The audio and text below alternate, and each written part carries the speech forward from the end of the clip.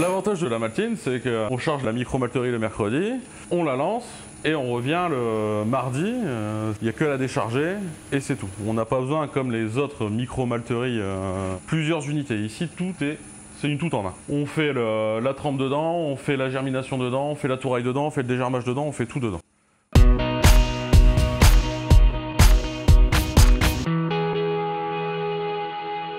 Par exemple, par rapport à un travail de malterie classique, voilà, c'est ultra simple. Comme tout est dans la même cuve, vous n'avez pas de retournement sur le sol, vous n'avez pas de transfert vers des tourailles, tout se fait en même temps. C'est ça le gros intérêt de cette machine. L'avantage de malter son orge soi-même, en fait, c'est qu'on a une orge constante tout au long de l'année. Je veux dire, l'orge qui est sortie du champ, on a récupéré 13 tonnes, on va malter les 13 tonnes et toute l'année on pourra brasser avec cette orge-là. Ça va nous garantir une continuité sur le produit.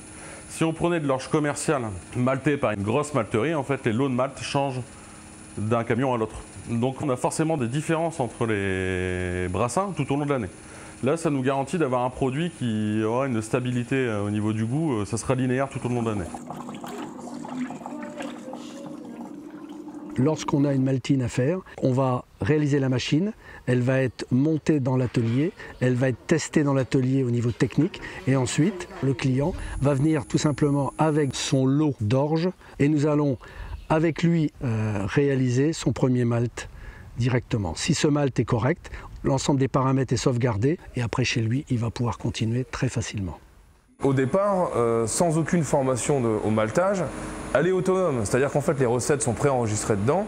Avec une petite formation qui va vous permettre de comprendre les clés, en réalité, vous avez 2 mesures à faire et ces 2 mesures à faire vont vous permettre d'affiner vos recettes et de les adapter par exemple aux différences variétales. Ces 2 mesures prennent 5 minutes l'une et l'autre, ça se fait avec le même appareil. Voilà, donc c'est ultra simple. C'est assez intuitif. Je veux dire, tout est marqué. On clique sur démarrage cycle, chargement quitté, on appuie dessus et on passe direct à l'étape de rinçage et elle fait tout toute seule après.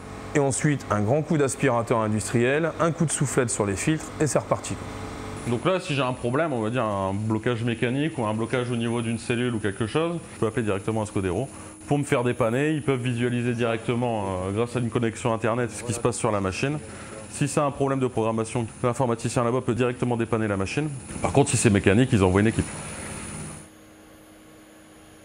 Moi ici, ça me prend à peu près une demi-heure à mettre en route, quoi. Je veux dire, je remets mes filtres en place, je prends mon grain, je le pèse, je le charge et puis je remets en route. Ça me prend une demi-heure. Après, quand on compte le temps de déchargement plus le nettoyage, il faut compter 3h30 par semaine, quoi.